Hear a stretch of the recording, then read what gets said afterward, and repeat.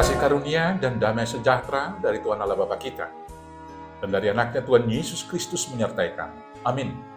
Selamat pagi saudaraku, mari kita muliakan Tuhan dengan semua pekerjaan kita, dipimpin terang firman Tuhan dari 1 Yohanes 2 ayat 29. Tapi saya akan bacakan mulai dari ayat 28 dan ayat 29, demikian firman Tuhan. Anak-anak Allah, maka sekarang anak-anakku, tinggallah di dalam Kristus, supaya apabila ia menyatakan dirinya, kita beroleh keberanian percaya dan tidak usah malu terhadap dia pada hari kedatangannya. Jikalau kamu tahu bahwa ia adalah benar, kamu harus tahu juga bahwa setiap orang yang berbuat kebenaran lahir daripadanya. Demikianlah firman Tuhan. Saudaraku yang terkasih dalam Yesus Kristus, Tuhan itu adalah kebenaran. Maka setiap orang atau setiap pengikut Kristus harus hidup di dalam kebenaran itu sendiri. Dan buah yang dihasilkan adalah kebenaran. Pertanyaannya sekarang, apakah kebenaran itu? Kebenaran yang pertama, yang mau kita lihat yang pertama, Tuhan Allah adalah satu-satunya Allah yang patut disembah di dalam Yesus Kristus.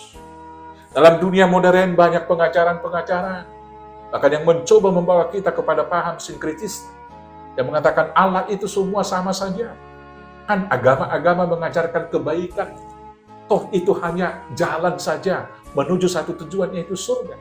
Hari ini kita mau diingatkan, kebenaran yang mutlak adalah hanya satu Tuhan dan hanya satu jalan menuju kepada hidup yang benar. Dan itu yang dikatakan oleh Tuhan Yesus Kristus dalam Yohanes 14 ayat 6, di sana dikatakan, akulah jalan dan kebenaran dan hidup.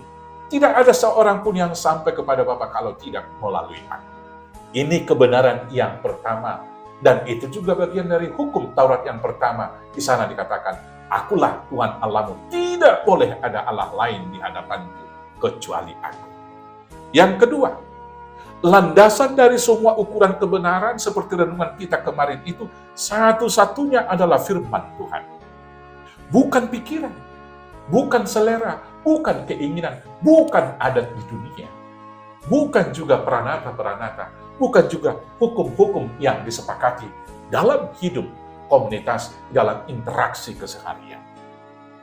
Karena hukum-hukum dunia selalu berubah sesuai menurut kemajuan zamannya.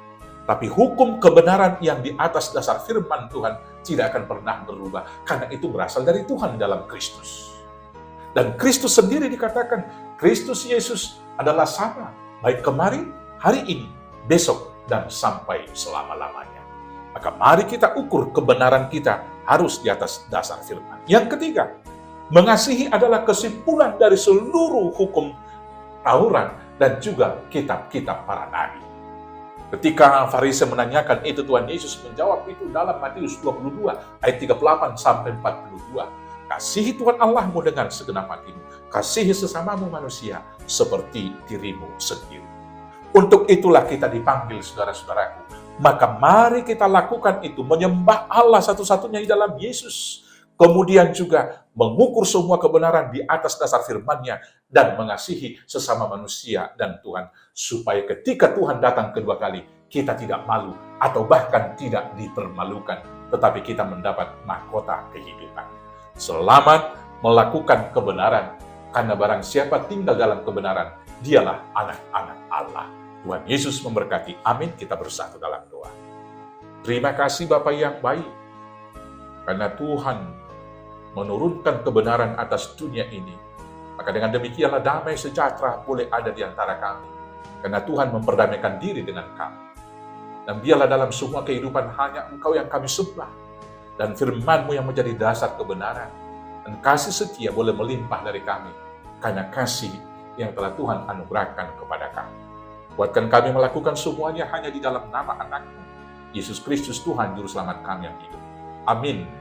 Selamat beraktivitas. Tuhan Yesus memberkati. Oras, oras, oras.